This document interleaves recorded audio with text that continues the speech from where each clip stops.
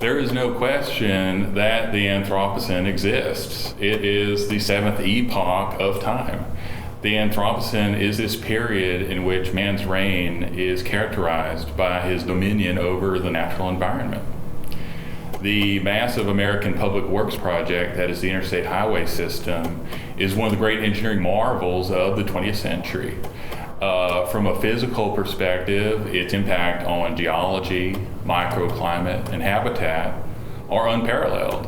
And at first glance, it certainly seems to be an example of the Anthropocene. You know, as one travels along the interstate, driving from coast to coast, as I have many times, you experience a great diversity in the natural landscape.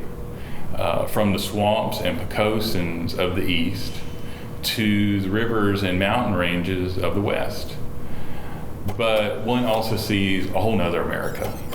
This is America that does not exist outside of the interstate. It only exists within that 300-foot wide transect across the continent. You see it in places like Beckley, West Virginia, Halstead, Indiana, Lyman, Colorado, and even Fernley, Nevada. These are towns where you might go just to fill up on gas.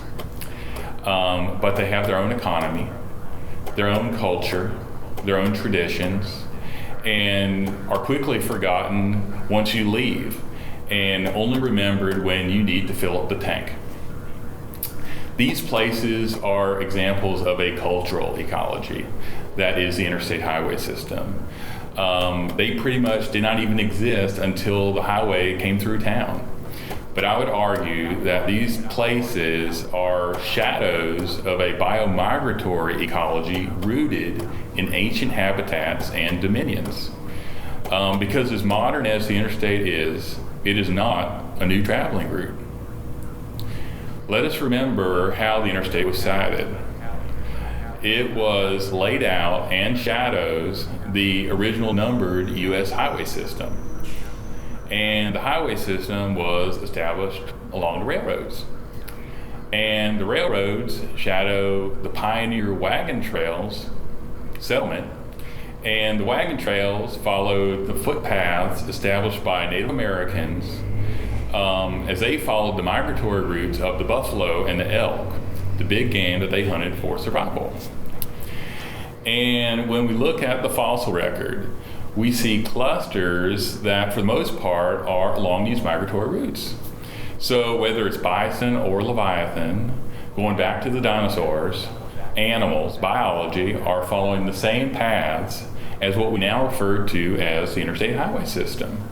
So these truck stops where you might stop just for a shower or a shake are actually on the site of ancient dinosaur watering holes.